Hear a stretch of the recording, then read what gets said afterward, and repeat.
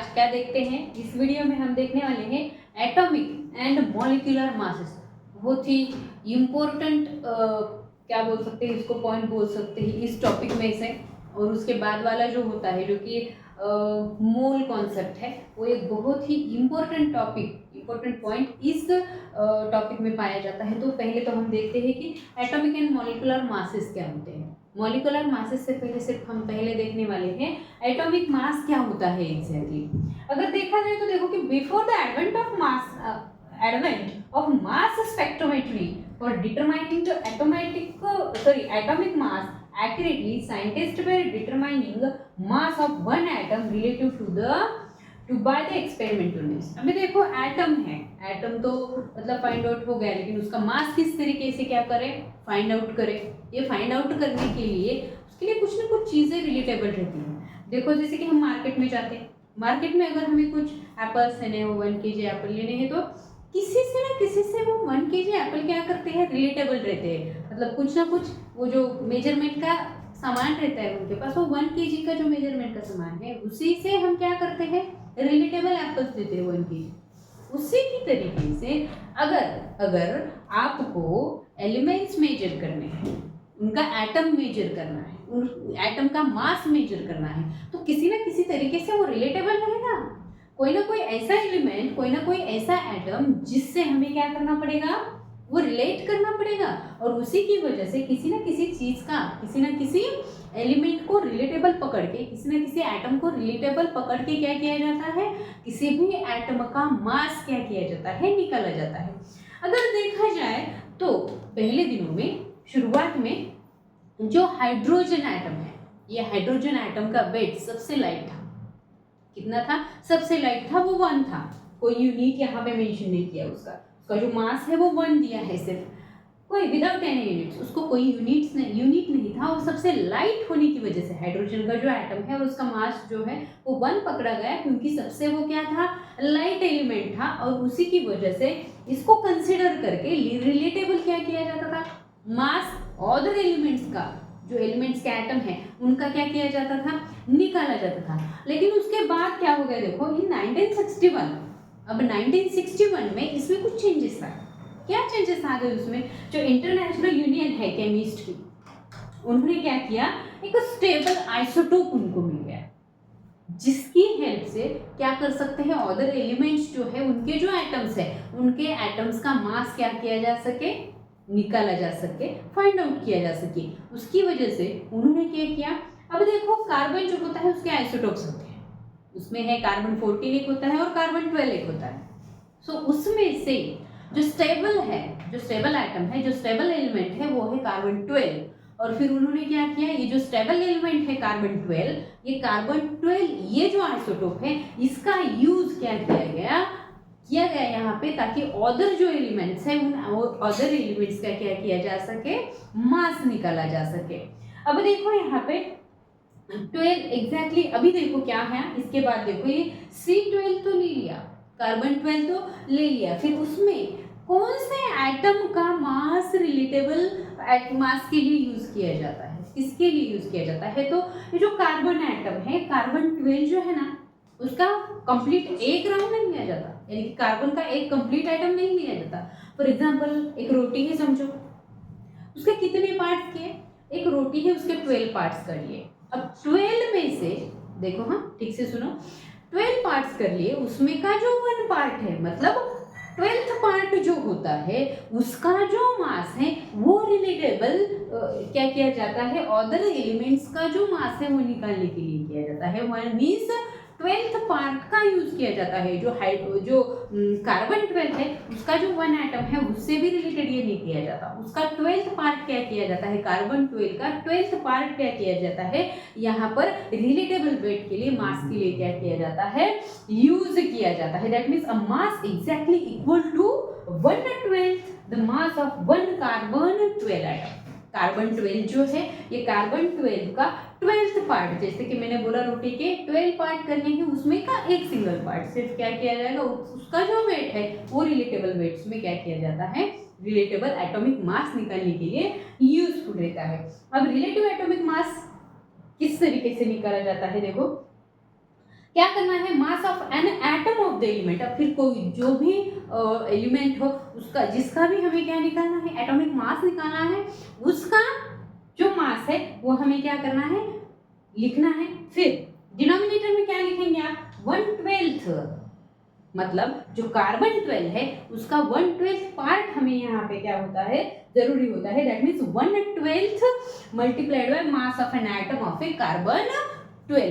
Carbon 12 जो है उसका जो 1/12 पार्ट है क्या करना है हमें यहाँ पे चाहिए, और उसकी वैल्यू हमें यहाँ पे मेंशन करनी है। अब द नेक्स्ट पार्ट जो है, देखो यहाँ पे, the atomic mass of an element tells us how many times an atom of the element is heavier than the 1/12 of an atom of the carbon 12।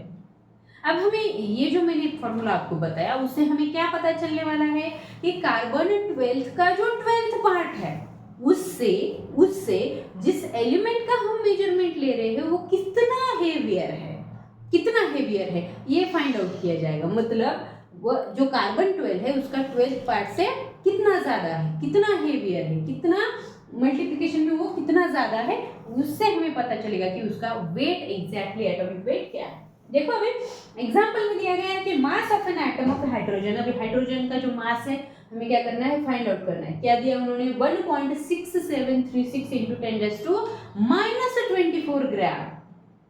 यहाँ पे जो मेजरमेंट दिया है वो ग्राम में दिया है। यहाँ पे जो मेजरमेंट दिया है वो किस में दिया है, ग्राम में दिया है। In terms of AMU the mass of an hydrogen atom.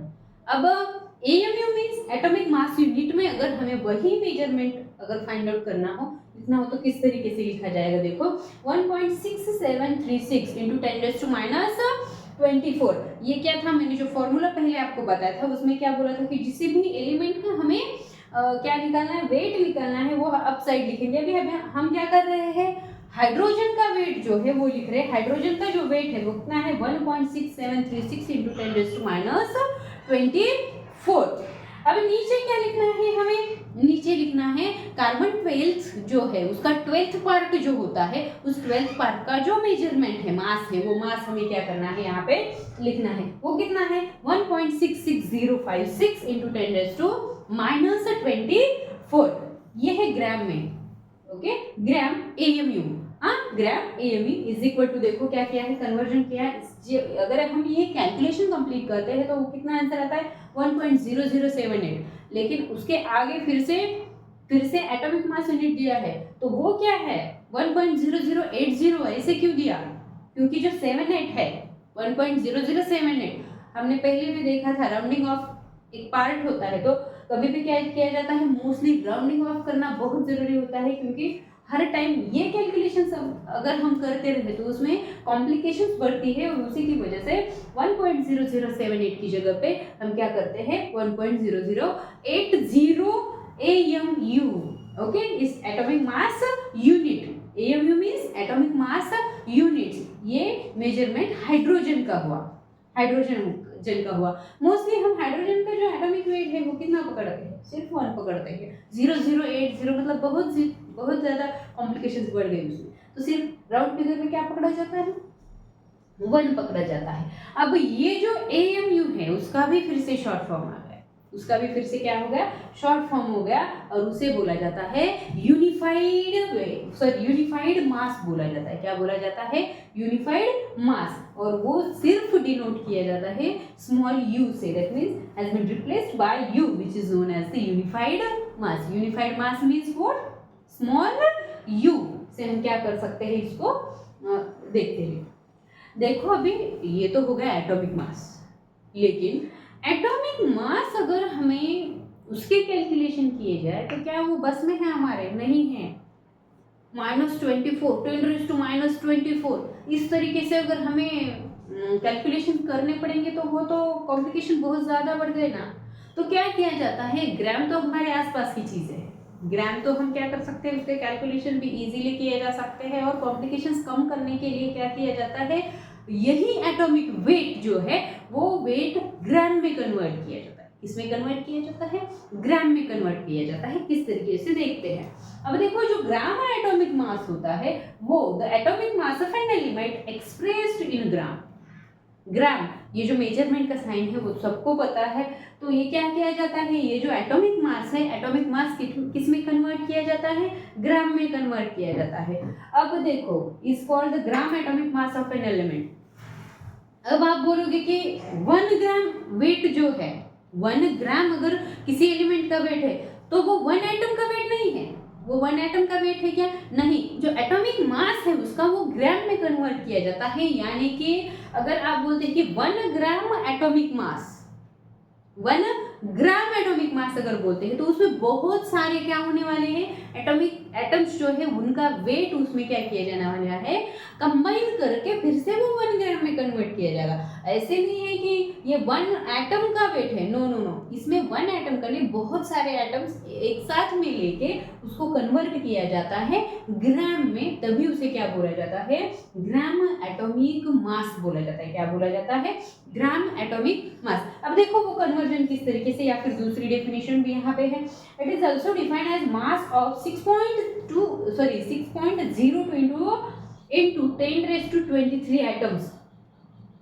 क्या आपको पता है ये किसकी वैल्यू है, ये 1 एटम की वैल्यू है, 1 ग्राम एटम की 6.02 into 10⁻23। इस तरीके से भी हम क्या कर सकते हैं, ये ग्राम एटॉमिक मास मल्टीप्लाई करके सिंपली इसको इससे क्या करना है, 1 एटम का जो मास है वो मास से क्या करना है, मल्टीप्लाई कर देना है, आपको ग्राम एटॉमिक मास मिल जाएगा। उसके बाद है it is also defined as the mass of 1 mole atom. देखो 6.02 into 10⁻23 एटम्स जो है उसी से क्या बनते हैं, 1 मोल एटम बनते हैं। कितने एटम्स बनते हैं, 1 मोल एटम। 1 मोल एटम की वैल्यू क्या होती है, 6.02 into 10⁻23। इतनी वैल्यू किसकी होती है, 1 मोल एटम्स की, और उसी को क्या बोला जाता है, 1 मोल एटम्स बोला जाता है। अब उसका एक एग्जांपल है, फॉर एग्जांपल हमने सोचा कि अभी हम क्या करते हैं कि एटॉमिक मास जो है, एटॉमिक मास जो है ऑक्सीजन का एग्जांपल यहाँ पे दिया है, उसका हमें कन्वर्जन करना है ग्राम एटॉमिक मास में।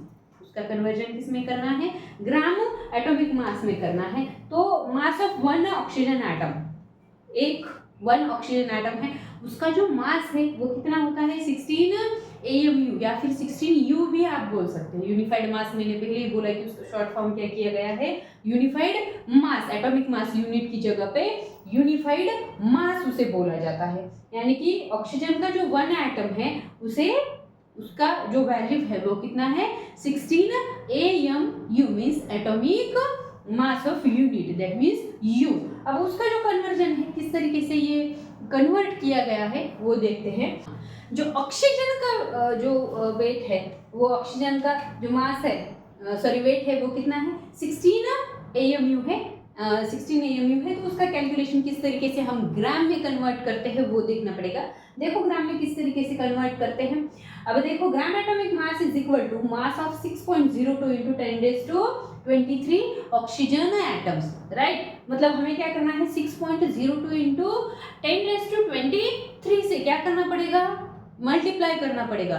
क्यों, क्योंकि उसका जो एटॉमिक वेट है वो क्या है, 16 AMU, 16U या फिर 16 AMU भी आप बोल सकते हैं।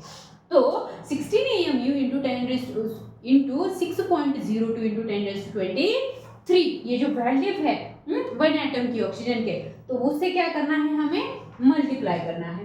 मल्टीप्लाई करने के बाद फिर से देखो, अभी हमने यहाँ पे क्या किया है, 16 into 1.66 into 10⁻24, ये वैल्यू किसकी है, जो कार्बन एटम है हमारा, कार्बन 12, ओके, उसका जो 1/12 पार्ट है उसकी वैल्यू है 1.66 into 10⁻24 -24 into 6.02 into 10⁻23।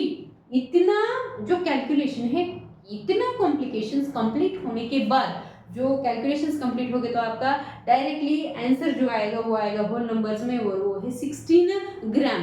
That means atomic weight कितना था ऑक्सीजन का, 16 AMU। एटॉमिक वेट कितना था, एटॉमिक मास कितना था, वेट मास आप दोनों बोल सकते हैं।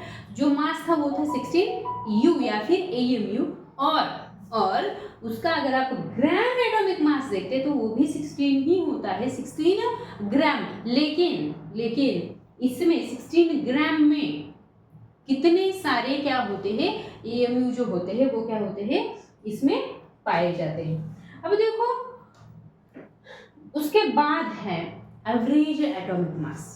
हमने पहले देखा एटॉमिक मास, उसके बाद ग्राम एटॉमिक मास में उसको कैसे कन्वर्ट किया जा सकता है वो भी मैंने यहाँ पे एक्सप्लेन कर लिया। अब उसके बाद क्या है एवरेज एटॉमिक मास। अब एटॉमिक मास जो है उसका एवरेज एटॉमिक मास क्या कर सकते हैं, किस तरीके से इसको कन्वर्ट कर सकते हैं वो देखते हैं। देखो एवरेज एटॉमिक मास क्या है कि when we use atomic masses of elements in calculations में एलिमेंट्स के जो मासेस है एटॉमिक मासेस, जब भी उसका कैलकुलेशन में यूज किया जाता है तो we actually use average atomic masses of elements के जो एवरेज एटॉमिक मासेस हैं वो पाए जाते हैं, वो लिए जाते हैं। अब देखो because naturally occurring elements exist more than one isotope. मैंने अभी बोला कि कार्बन का कौन सा आइसोटोप हम यूज करते हैं, कार्बन 12 यूज करते हैं हम, कार्बन 14 नहीं यूज करते, कार्बन 12 यूज करना पड़ता है।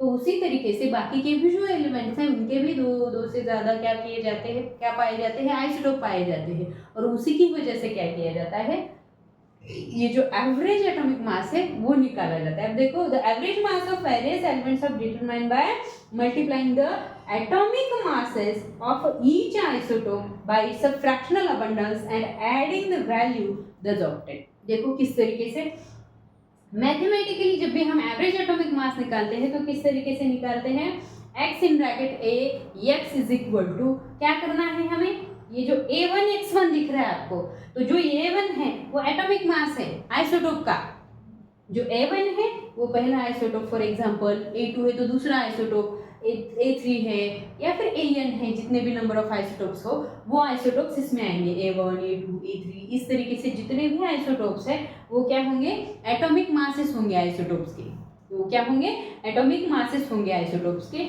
और जो आपको x1 x2 x3 इस तरीके से xn तक दिख रहा है वो क्या है वो परसेंटेज अबंडेंस है, क्या है वो परसेंटेज अबंडेंस। अब देखो क्या करना है, इस फॉर्मूला को आपको फॉलो करना है। अगर आपको एवरेज एटॉमिक मास निकालना है तो क्या करेंगे आप, a1 x1 plus a2 x2 plus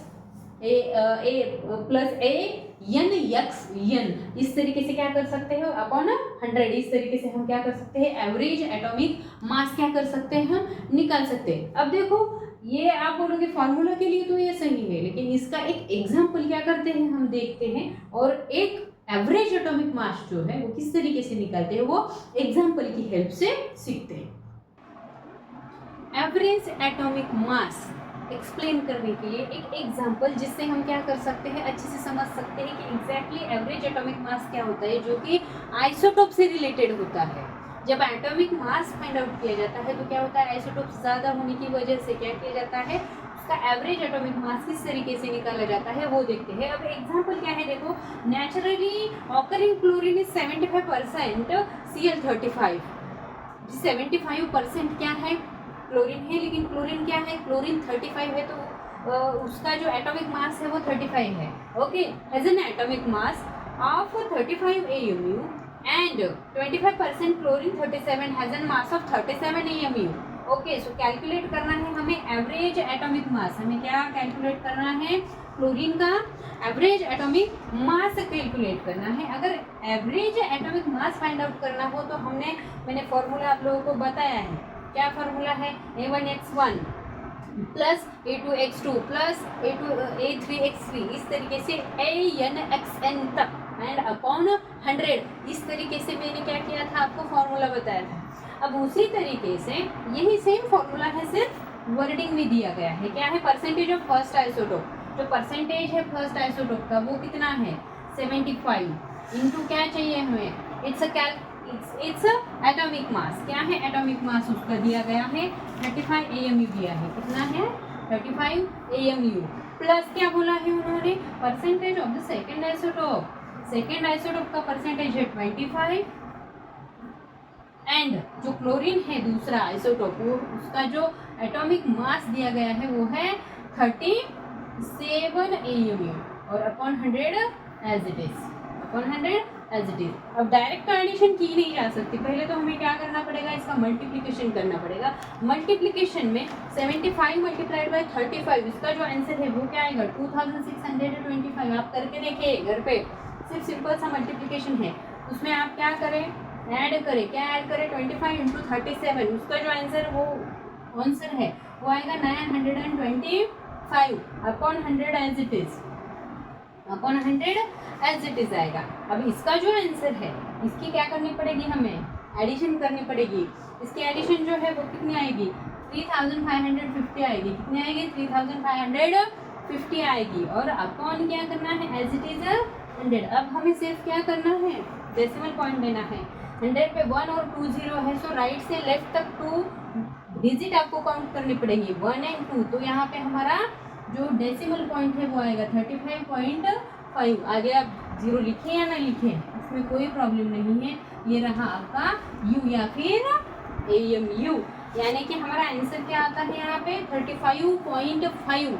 ये एवरेज एटॉमिक मास आया है क्लोरीन का, क्लोरीन 35 और क्लोरीन 37। अब करेक्ट आंसर ढूंढते हैं हम, क्या है 35.5। ये रहा आपका करेक्ट आंसर। इस तरीके के क्वेश्चंस आपको नीट में फेस करने हैं, तो उसी की वजह से मैंने यहाँ पे ऑप्शन के साथ एग्जाम्पल देने की कोशिश की है।